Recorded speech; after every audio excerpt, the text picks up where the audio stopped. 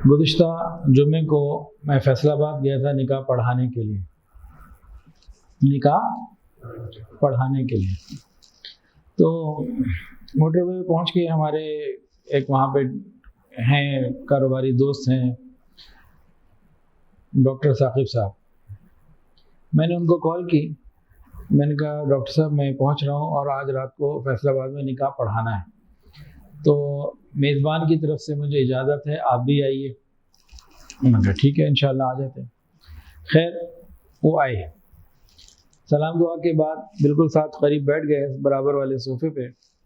फिर कहने लगे हज़रत एक बात आपसे पूछनी है, कन्फ्यूजन है।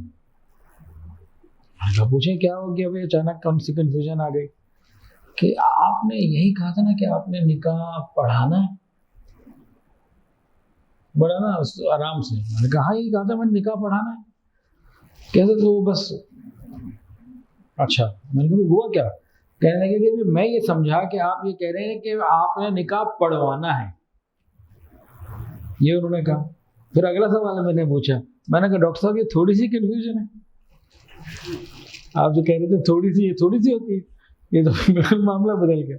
वीडियो के नीचे सब्सक्राइब के बटन पर क्लिक करें, बेल के आइकॉन पर क्लिक कीजिए ताकि हर नई वीडियो की नोटिफिकेशन आपको मिल जाए।